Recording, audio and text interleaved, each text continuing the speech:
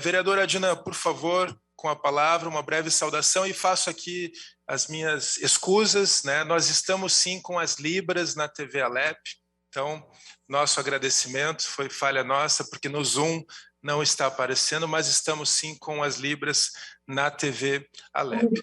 Vereadora Adina, com a palavra. Bom dia a todos e a todas, senhoras e senhores, deputadas, deputados.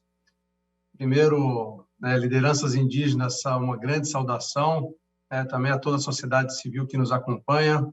Agradeço ao deputado Goura pelo convite em participar dessa audiência pública, que é de extrema importância, para ouvirmos os povos indígenas, as suas necessidades e podermos, desde nosso espaço, atuar para que se faça minimamente justiça, que se estenda as mãos às comunidades que estão cada vez mais apartadas, ora por políticas deliberadamente feitas, ora por negligência do poder público.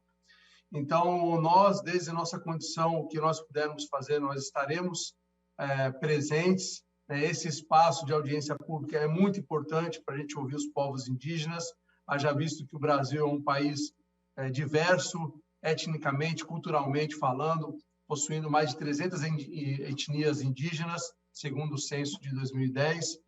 Aqui em Foz do Iguaçu, nós recebemos uma demanda das comunidades Avá-Guarani do oeste do Paraná, para que tenhamos um centro de referência cultural da cultura Guarani, e nós estamos atrás, nos reunimos com o prefeito aqui de Foz do Iguaçu semana passada para falar desse centro de conferência que queremos fazer no Bosque Guarani, que já existe, e também para falar das casas de passagem, como numa conversa que tivemos com o deputado Goura, ele disse que há uma previsão do governo do estado para se fazer, então nós cobramos o prefeito para que não perca essa oportunidade e se construa aqui uma casa de passagem em Foz do Iguaçu, a todas as comunidades aqui do oeste do Paraná. Então, nós estamos debruçados sobre isso, mas nessa audiência pública a gente veio mais para escutar, para entender as demandas e muito menos para falar.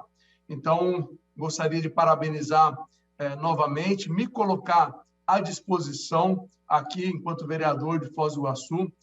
Estamos ouvindo cada vez mais as comunidades indígenas, em especial através de um projeto de extensão da UNILA, da Universidade de Integração Latino-Americana, e do projeto Educom Guarani, do qual a estudante, a mestranda, Camila Lazzarini, vai falar daqui a pouco, de forma mais ampla de todo o trabalho que vem sendo realizado aqui nessas comunidades. Então, é isso, estamos aqui para ouvir, para aprender e também para receber demandas do que a gente puder fazer desde Foz do Iguaçu, da Câmara Legislativa de Foz do Iguaçu.